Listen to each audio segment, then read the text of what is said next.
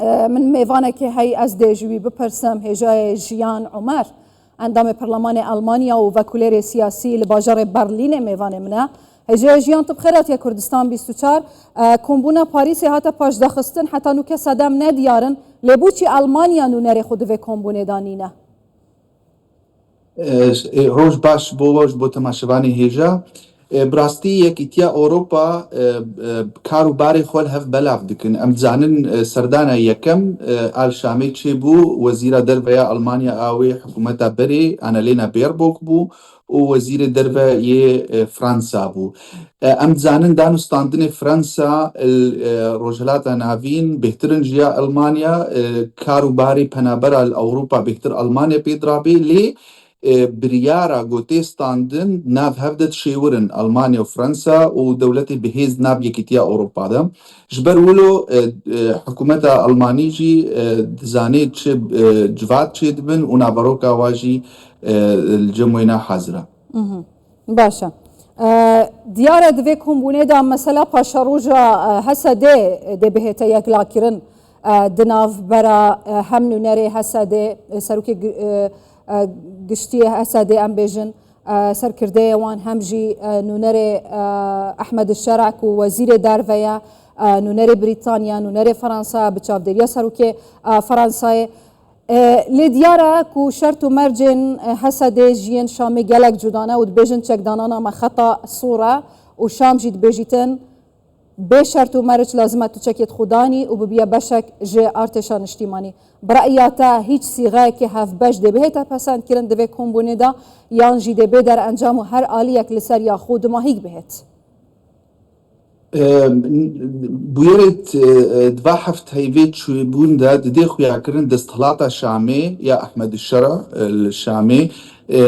نا الجارسر كرنا كسياسي دقري جبرقو مديت الساحل بي شجرة أمكرن شقاسكم كوجي هاتا كرن كسيت سيفيل كشتن وقوتن جو او جروبنا تشكدار بون واولو كريا لي دوبارا كرنا فيكم كوجي السويد السرد درزيا تفليجو مطرسيها بو تفليجو بانجا هبون ويكم كوجيا الدجي علوية الساحل السوري تشيبوي دوبارا نكن تفلي ولو كرن ونهاج في رنجي جو بكردارة دونو دستينن قفال سر كردار دستينن دخون دبيجن اف داخوازي جو هن داخواز دكن نا دجيه خودنا ددي خويا كرن دستلاتا جولاني يال شامي نا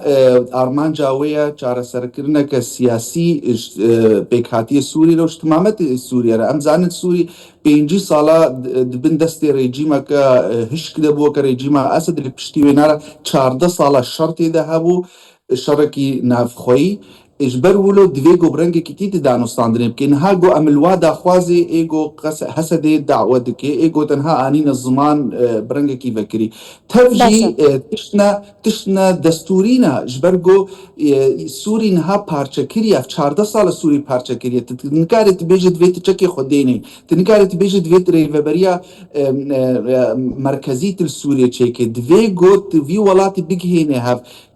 از دبینم افتشتی گو دستهلاتا جولانی حسدت خوازی ندجه خودیه جبرگو ایدئولوژیا چکداری اما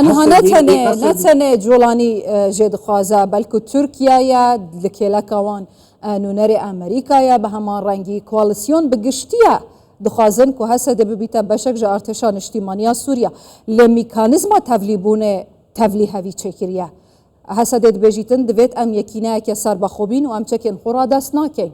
افهمو آلیندن هیچ مرجع که میکانیزمه که بو تولیبونه یانجیه که سربازی سر بخو بو حسد نه آخوینه دبیجن نابه راستا حسد قصد خود جي دبيجي امبيرنا بيكيتيا سوري لنا ام نبارچه بوري لنا اف اوروبا جي فيتشتي دبيجي و ادبيجم دوا امريكا جولو دبيجي لي بيتشرنجي تبلي هاف ببن او هاف نكرنا وتتخمينا مدد خوندنا ميا سياسي دا افتشت دوي دما نزيك دا تشيجنا بيتشما نجبرگو ایدئولوژیا چکداری دستهلاتا شامی جولانی ایدئولوژیکا راستروا اسلامستا چکداری قصدی بهتر لیبرالن بهتر دعوا سوریا که علمانی تخوازن دموکراتیک تخوازن تنکاری وانا تفلی هفکی تنکاری چکداری قصدی تو تفلی چکداری ای جولانی بکی و ایدئولوژیا و گلکی دوری هوا دوی گل هف بکن بر رنگ سوریا پیشروش چاوت خوازن هکا اف رنگ اسلامیست باشه چه چه گاوا ایدئولوژی جهف جدایا ایدئولوژیا حسده علمانیه سوریه که دموکرات و فدرالیه تود بجی آرمان جن چکدارن جولانی هزن امنیان جولانی جوان جودانه اول نکارن ببن یک نکارن تبلیغ من اول دم کی دا یک لسرسه یا دست حالاتا آخا سوریان یک لسرسه آخا سوریه دست هزن سوریا دموکرات دایا زدتری 100,000 چکداران هنه بچکن آیا چما ترسی های لسر پیش روژ گاواکو شام و دمشق لسر وان مرجان لحف نکن پیش هات ده چبن و هگر شام دستلات شامی بویرنگی دانستاندنی به کردار بردوام بکی و شرکت مزن سوریه چی به اف شرکو مل ساحل دیتو السويد ناف درزیه دیت و نتشتک به البیشیا شرکو چی به الهرم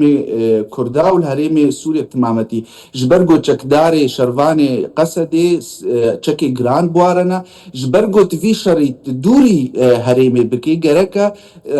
وقت بدنا خوا اف عجلات گو دستلاتا شامی دخوازی ندجه خودیا جبر دوی باوری تا آواب کی تخمین آمده گرانتور کی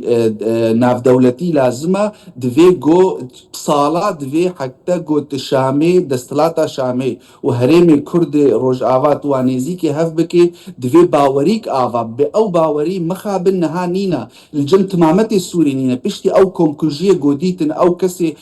شروان راستارو ای اسلامست تشتي كومكوجيه جو كرن الجرك هريم سوري مطرسي هي السر كرداجي او تشتوري كرن جبر ولو تجارة ازباورناكم دفا روجي ورد يان دفا هيفي ورد تشتكي ولو ممكن بي جبر ولو جرك الصبر هبل جم شامي جرك الشام بدي خويا كرن او تخوازي سوريا كديمقراطيك شكي دستلاتا شامي حتى نها قوتنا ديمقراطيك ناكد دفي خدا نا بيجي جو ام تخوازن ما في بيك هاتيا بدنوا نافي سوريا ناخوازن بكارن نافي سوريا كم يا عربستانا ام وك كرد السوريا نا عربن اره جخوا مدخواز في پرسه بکم هجای جیان کرد نتوال سوریای کرد نه همان قومیتا که جدایا ایدولوژیا که جدایا آرمانجا که جدایا به وی حاله هایی به گارانتی ام بجن فرانسا جالیا که بریتانیا و دسریوان دا امریکا آیا شرع افدس حالاتا دمافین کردان د سوریانو دا بدتن اف مافا یاسایی و دستوری بن هكر ناف دولتي هكر بتايبتش اوروبا براستي جارانتور جركش اوروبا بن جبرجو ريفابريا ترامب ام زانن بتشرنجي دانو ستاندني السر و مسألة ناف دولتي كي بهتر بعقلية مجيه تاجر دانو ستاندني كي ليه الاوروبا بهتر حكومتي وانا مسألة ما في مروفا ما في جلان رولك مظن ليزن جبر ولو جرك بلانك وريدانين السرقلك صالابي او بلانتي دا قاف ورنا ديار كرين بتشي قافوي ورنا آفيتن جالية هردو آليافا و جرانتوري اوروبيجي حاضر بي سرويدي يقدكاري بيجي ولا سوريا بيشروش بستي چند سالة كدي هاگر مجيخو جوهرت دستهلاتا شامي هاگر قبول كر ملتك هيا السرفي ولاتي ديجي بهترين بستش صديج ملتي سوري كردن اف كرد زماني واهي كلتورا واهي عردا واهي دوي قوت مافي وانا دستورا سوريا بيشروش دا دیار بکی اف دستورا گو دستلاتا شامی آجولانی نویسان دیه تما فی کردا تیدنینا تما فی بکاتی دیجی تیدنینا جبر ولو کرد چینابه وی قبول بکن و مخابن از دبینم گو اف گاوی جارنا توم باراک تاویجی ناکوید خزمتا سوریا ده بهتر تكفيت خزمتها برجواندين الطنجن ايجو توم باراك بدولتنا عربيرة الهف كرنا وتخوازن بعجلة سوري تمامتي بخند بندستي ده صلاة جولاني ده ليه لأوروبا نرينا كديها يا حتى يعني او جزاي جو ترامب راكرن ببزو لز السر شامي ندجي خود بو أوروبا دقوتا جركا سيستيمك جاف بجاف وريداني جاف نعمي بافيجن هناك جزايا سر ريجيما سوري راكن آلية ديفا دوي ريجيما دستلاتا شامي جافنا آلية ديمقراطية وما في مروفا دا بافيجي افتش تشينا بو جبرولو انفاكم كجياد ای باشا ما پشتی بویارین بر آوه لدجی علاویان و پشتی بویارین سویدا لدجی دورزیان هیچ هیویک مایا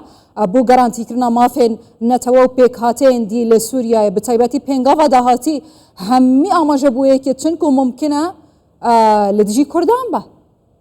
تو چه دبیجی؟ از دبینم او بویری بوین الساحل دجي علوية او دجي درزية دبي بنجها كباش جبوجو افتش نويل سر كردا كرن دنياي دف تفدي حتى ترامب شي ديتا واوروبا ديتا بي افدس ثلاثة شامي بتشرنجكي هوفانا ايريشي هريمي ايجونا عربي سني دكنا جبر ولو جرك رابورت هاتنا داني رابورت داوي رويترز بو سركم كوجيه هاتن كرن دجي سيفيلستا جبر ولو دبينم تفليجو او تشتكي جالك ام بي اي شهان او رنجي جو كوم كوجي هاتا كرن السويدا او جبريا وينا الدجي ساحل الدجي علويا ليه او بونا صدام جونها اوروبا وامريكا جي هناك الخوفجرن ام زانن او جزاين قيصر ايجو تخص ترامب تمامتي راكي نها قفتو جو تيكرن لأمريكا الناف كونغرس جو وانا بردوامي هبي وبالجعبكي بهتر مظن ميزن بويري قول سوري دي بنجبروا له هجر كرد زانبن شاوا فا بويرا بكنت خزمتا برسكريكا كردي وبرسكريكا سوري بتمامتي دا ويكاربنا موقفي خوا همبري دستلاطة جولاني بهيستر بكن لهكا هرنا تنازلات بقت من الوقت بشتي كونكوجيا لساحل شي وجهد تشنا مزبكن ويشاشتيكا قالك مظن بي وما في كردا بن بيكاري قالك سباسيجا جيان عمر برلمانتر كرد لبرلمان ألمانيا وكوليري سياسي زور سباس